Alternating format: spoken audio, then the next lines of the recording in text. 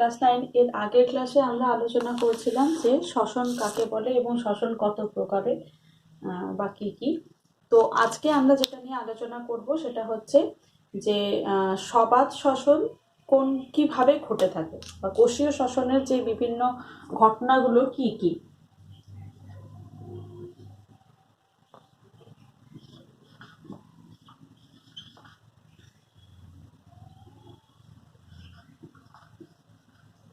শ্বসনের বিভিন্ন ধাপ।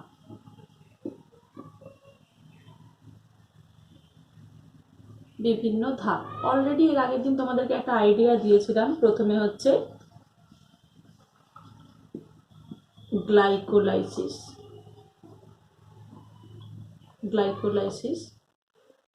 দ্বিতীয় হচ্ছে ক্রেবস চক্র।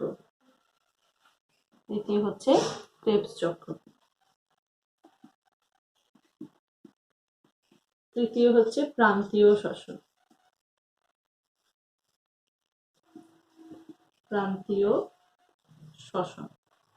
তো এইবার এই যে গ্লাইকোলাইসিস, ক্রেবস চক্র এবং প্রান্তীয় শ্বসন, এই ঘটনাগুলোতে কি কি ঘটে সেটা আজকে আমাদের মূলত আলোচনার বিষয়। প্রথমে আমরা দেখব গ্লাইকোলাইসিস নিয়ে। একটু আলোচনা করব।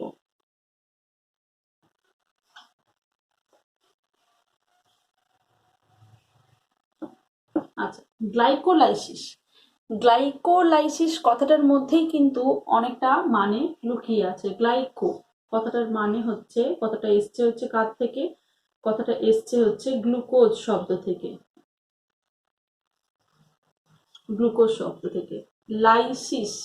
লাইসিস মানে কোনো কিছুকে ভাঙা, তার মানে গ্লুকোজকে ভাঙা হচ্ছে।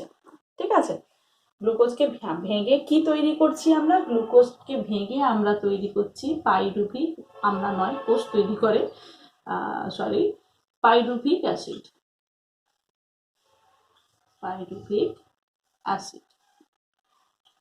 এইবার গ্লুকোজ ভেঙে পাইরুভিক অ্যাসিড তৈরি হচ্ছে।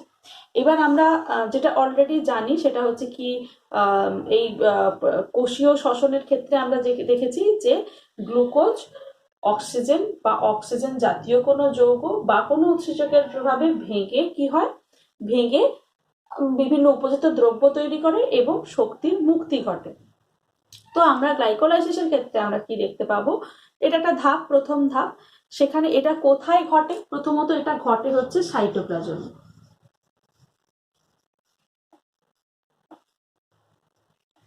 কোষের সাইটোপ্লাজমে, কোষের মধ্যে যে সাইটোপ্লাজম থাকে, এখানে কোষ পর্দা, ভেতরে যে অর্ধতরল স্বচ্ছ পদার্থ সেটা হচ্ছে সাইটোপ্লাজম, ভেতরে তার এখানে থাকে নিউক্লিয়াস। তো নিউক্লিয়াস নয়, নিউক্লিয়াসের বাইরে যে অর্ধতরল পদার্থ, সেই অর্ধতরল পদার্থকে আমরা বলছি সাইটোপ্লাজম। সেই সাইটোপ্লাজমে ঘটে থাকে গ্লাইকোলাইসিস। এই কোয়েশ্চেনটা প্রায়শই আসে। গ্লাইকোলাইসিসে কি হয় না, উৎসেচকের অভাবে গ্লুকোজ প্রাথমিকভাবে জারিত হয়ে দু অণু পাইরুভিক অ্যাসিড। কত অণু পাইরুভিক অ্যাসিড? দু অণু পাইরুভিক অ্যাসিড তৈরি করে এবং দু অণু এটিপি তৈরি করে। ঠিক আছে, এটিপি এবং দু অণু পাইরুভিক অ্যাসিড তৈরি হয়। এবার এই প্রক্রিয়াটা মানে কারা আবিষ্কার করেছিলেন? এমডেন, মেয়ারহফ এবং পার্নেস। এমডেন,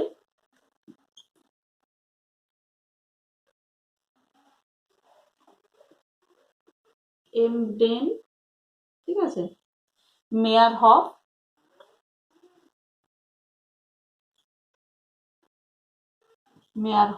এবং পার্নেস। এমডেন থেকে ই, মেয়ারহফ থেকে এম, পার্নেস থেকে পি। ইএমপি পাথওয়ে, সেজন্য এটাকে পাথওয়ে। এটাও কিন্তু গ্লাইকোলাইসিসের আরেকটা নাম, EMP pathway, Meyerhof Embden Parnas, Embden Meyerhof Parnas, EMP pathway বলা হয় গ্লাইকোলাইসিসকে। আচ্ছা, এইবার আমরা একদম ডিরেক্ট ঢুকে যাব যে কিভাবে কি হচ্ছে। ঠিক আছে, প্রথমে আমরা দেখতে পাবো সেটা হচ্ছে একটা গ্লুকোজ অণু। কোষের মধ্যে আমরা জানি যে খাদ্য কণার বিভিন্ন মানে যে কার্বোহাইড্রেটের সব থেকে ক্ষুদ্র অংশ বা সরল কার্বোহাইড্রেট হচ্ছে গ্লুকোজ। তো আমরা প্রথমে দেখতে পাবো যে গ্লুকোজ,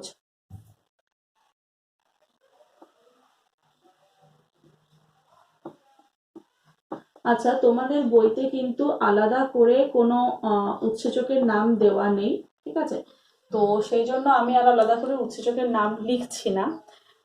তোমাদের যদি আলাদা করে জানার ইচ্ছে থাকে কি কি উৎসেচক কাজ করছে তাহলে আমাকে জানিও, আমি তাহলে সেটার একটা আলাদা নোট তৈরি করে তোমাদেরকে দিয়ে দেবো যে উৎসেচকগুলোর নাম কি কি, ঠিক আছে? প্রথমে কি দেখতে পাবো আমরা, গ্লুকোজ থেকে গ্লুকোজ 6-ফসফেট হচ্ছে, গ্লুকোজ 6-ফসফেট, 6-ফসফেট। আচ্ছা 6-ফসফেট কথাটার মানে কিন্তু 6টা ফসফেট নয়, ঠিক আছে? 6-ফসফেট মানে হচ্ছে গ্লুকোজের যে কার্বনের যে মানে যে রিংটা রয়েছে সেই রিংয়ের একটা 6 নম্বর স্থানে 6 নম্বর বাহুতে একটা ফসফেট যোগ হচ্ছে। এই ফসফেটটা বাইরে থেকে আসছে, কার থেকে আসছে? এটিপি থেকে আসছে একটা ফসফেট। এবার এটিপি মানে কি যে আমরা জানি, অ্যাডিনোসিন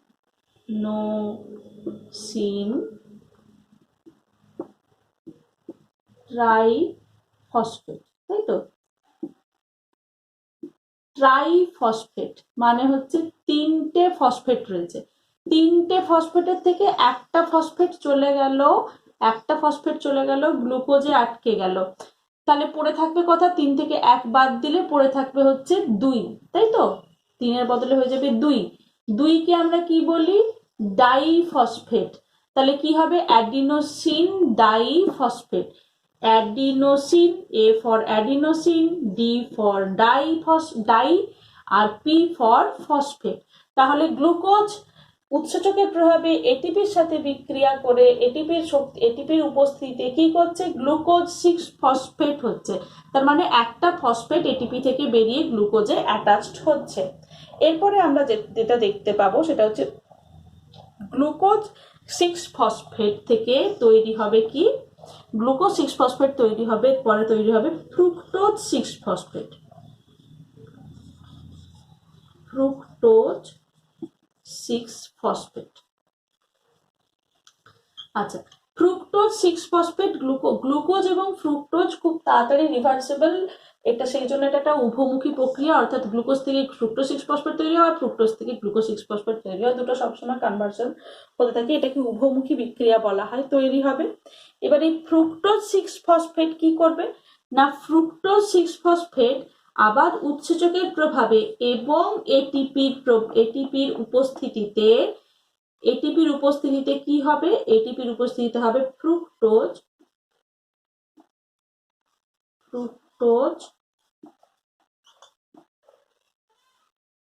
1,6-বিসফসফেট।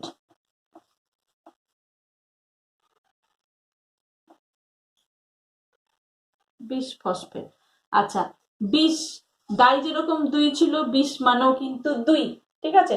তাহলে আমরা দেখতে পাচ্ছি কি এই যে এই এটিপি থেকে আবার একটা ফসফেট এসে লাগছে, কারণ এখানে আমরা দেখেছি একটা ফসফেট ছিল, যে বলেছিলাম 6 নম্বর মানে কার্বনের ওই রিংয়ের 6 নম্বর বাহুতে এসে একটা ফসফেট লাগছে, তো সেই রকম এখানে এসে দুটো ফসফেট অ্যাটাচড হবে ফ্রুক্টোজে, একটা তো ছিলই, আরেকটা আসবে। কোত্থেকে আসবে? ফসফেট তো আর এমনি কেউ নিয়ে আসবে না, ফসফেট আসবে হচ্ছে এটিপি থেকে একটা ফসফেট দিয়ে দিলে কি হবে? ট্রাই থেকে ডাই হয়ে যাবে, অর্থাৎ এটা আবার হয়ে যাবে এডিপি, অ্যাডিনোসিন ডাইফসফেট। তাহলে আমরা কি দেখতে পেলাম? গ্লুকোজ থেকে গ্লুকোজ 6-ফসফেট, তার থেকে ফ্রুক্টোজ 6-ফসফেট, তার থেকে ফ্রুক্টোজ 1,6-বিসফসফেট। কটা অণু এটিপি খরচ হলো? 2 অণু এটিপি অলরেডি খরচ হয়ে গেছে, ঠিক আছে? এরপর ফ্রুক্টোজ 6-ফসফেট থেকে কি হবে সেটা আমরা দেখব। আমরা চলে যাচ্ছি লাস্ট প্রোডাক্ট কি তাহলে? ফ্রুক্টোজ 1,6-বিসফসফেট।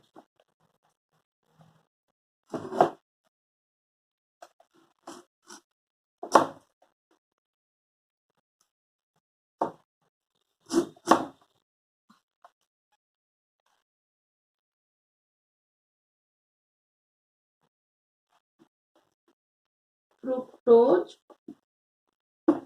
1,6-বিশ ফসফেট।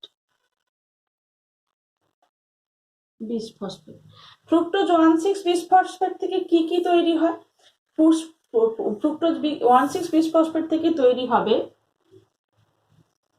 দুটো জিনিস তৈরি হতে পারে। 3-ফসফোগ্লাইসেরালডিহাইড। 3-ফসফোগ্লাইসেরালডিহাইড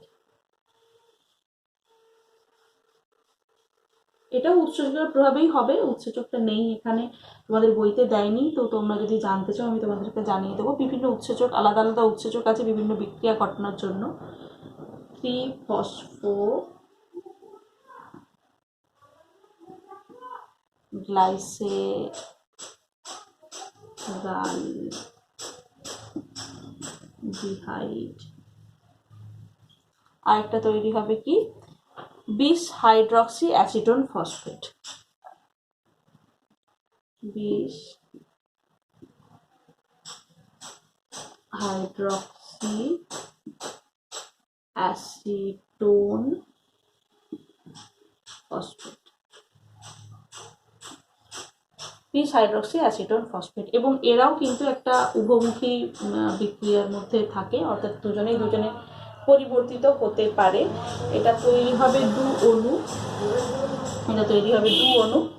তো 3-ফসফোগ্লাইসেরালডিহাইড থেকে আমরা দেখতে পাবো কি তৈরি হবে?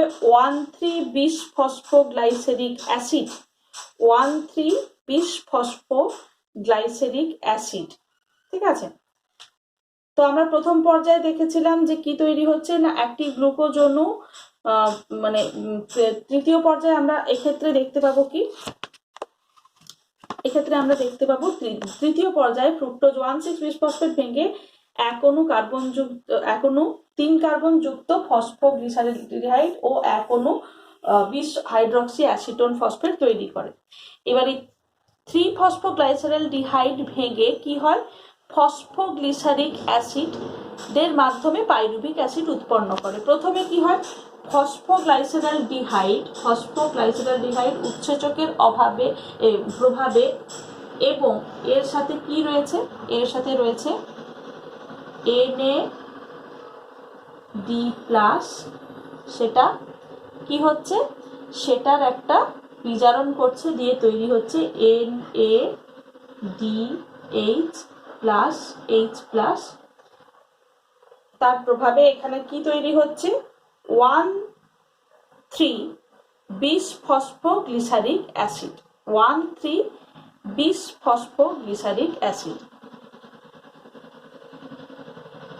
1,3-বিশ-ফসফোগ্লিসারিক অ্যাসিড। আচ্ছা, তোমাদের মনে এখন প্রশ্ন জানতে পারে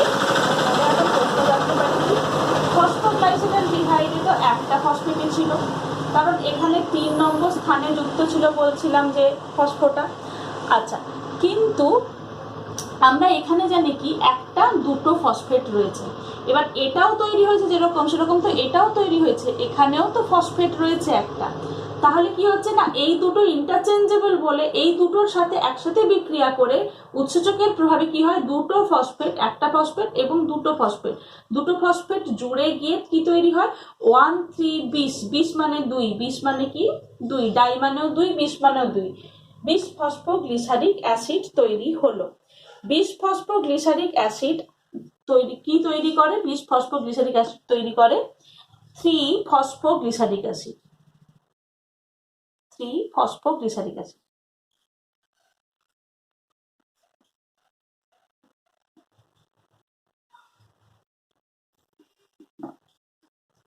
গ্লিসারিক অ্যাসিড। আচ্ছা, এই যে 3-ফসফোগ্লিসারিক অ্যাসিড, তার মানে একটা ফসফেট, তার মানে গ্লিসারিক অ্যাসিডের সাথে একটা ফসফেট যুক্ত আছে। কিন্তু আমরা এখানে জানি 20 ফসফেট, মানে দুটো ফসফেট ছিল, তাহলে একটা ফসফেট কোথায় গেল? একটা ফসফেট কি হবে?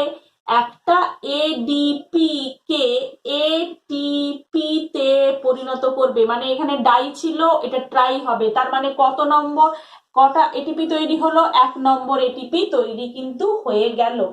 কেননা এখান থেকে এই 1,3-বিসফসফোগ্লিসারিক অ্যাসিড থেকে একটা ফসফেট বেরিয়ে একটা এডিপিকে এটিপিতে পরিণত করবে এবং নিজে তৈরি হবে কি, এক কেটে দাও, দিয়ে তৈরি হবে কি 3-ফসফোগ্লিসারিক অ্যাসিড। 3-ফসফোগ্লিসারিক অ্যাসিড, ঠিক আছে। 3-ফসফো, তার মানে এখানে একটাই ফসফেট আছে। এবার এই ফসফেটটা তার জায়গা পরিবর্তন করবে উৎসেচকের প্রভাবে, দিয়ে হবে 2-ফসফোগ্লিসারিক অ্যাসিড। বারবার বলছি 2, 3 মানে দুটো তিনটে করে ফসফেট অণু নয়, কোথায় আছে তার উপর ডিপেন্ড করছে 2 বলবো না 3 বলবো। মানে যে জায়গাটাতে, এগুলো তো সব জৈব যৌগ, এগুলো স্থান রয়েছে, বিভিন্ন বাহু রয়েছে, সেই বাহুর কোথায় আটকাচ্ছে তার উপর ডিপেন্ড করছে। 2-ফসফোগ্লিসারিক অ্যাসিড, 2-ফসফোগ্লিসারিক অ্যাসিড। 3-ফসফোগ্লিসারিক অ্যাসিড থেকে তৈরি হচ্ছে 2-ফসফোগ্লিসারিক অ্যাসিড। চেঞ্জ হচ্ছে, এগুলো সবই উৎসেচকের উপস্থিতিতে হচ্ছে। যেহেতু উৎসেচকগুলো নেই তাই আমি উৎসেচকগুলো লিখছি না। এবার আমরা 2-ফসফোগ্লিসারিক অ্যাসিড থেকে স্টার্ট করব।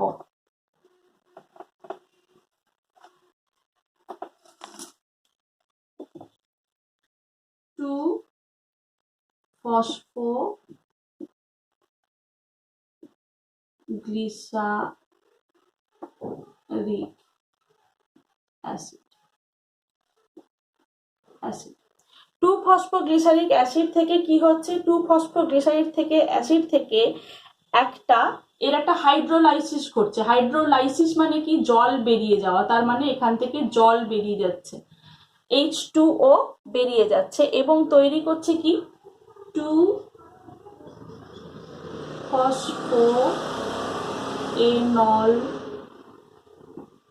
পাইরুভিক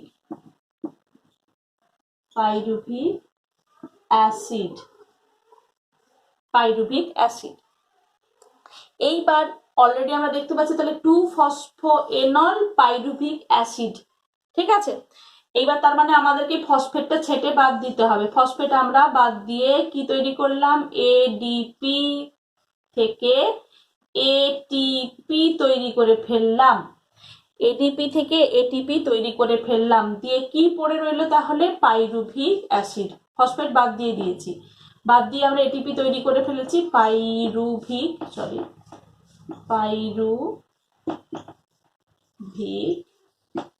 অ্যাসিড, ঠিক আছে। তো 2-ফসফোএনল পাইরুভিক অ্যাসিড থেকে আমরা পাইরুভিক অ্যাসিড তৈরি করে ফেলেছি।